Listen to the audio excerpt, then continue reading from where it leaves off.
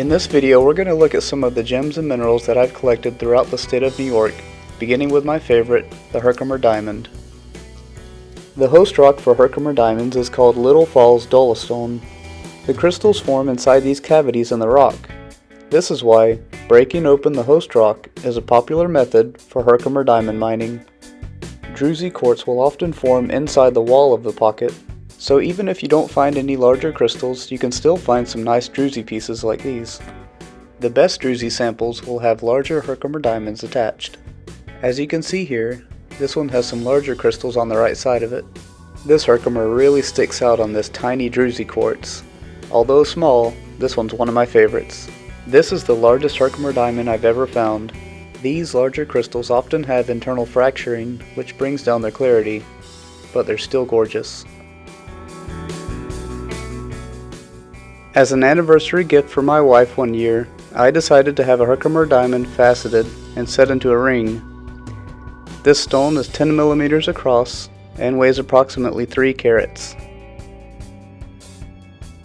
The flashes of blue specks in this rock are called Labradorite. I collected these this summer along the Sacandaga River in the Adirondacks, and then later I polished them by hand.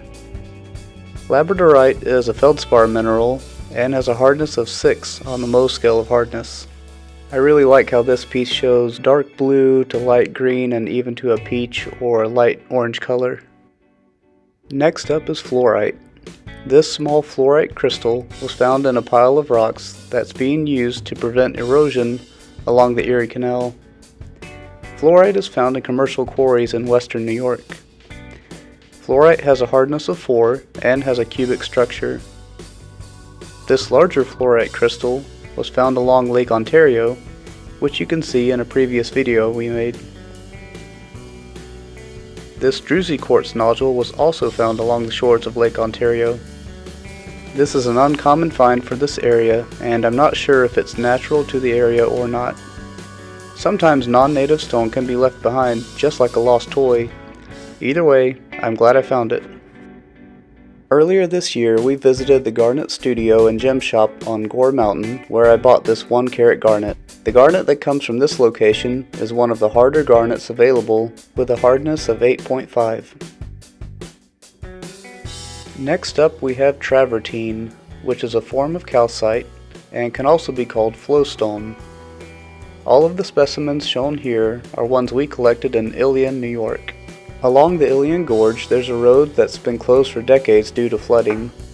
This location is still accessible by walking up a trail that runs along the stream. The travertine can be found near springs that empty into the stream. The 2 main types of travertine formations found here are banded and botryoidal. First, we'll take a closer look at banded travertine.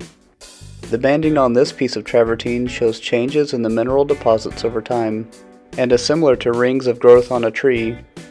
It also has tiny calcite crystals. This is the other half of the same piece that was just shown. I cut it down the middle, polished the middle, and then polished all of the edges. The second formation is botryoidal, which looks like small spheres that are bubbling up from the limestone beneath it.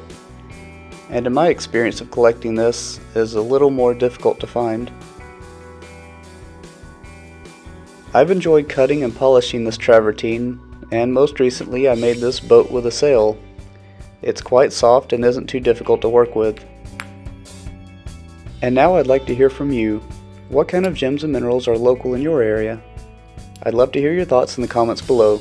Thanks so much for watching.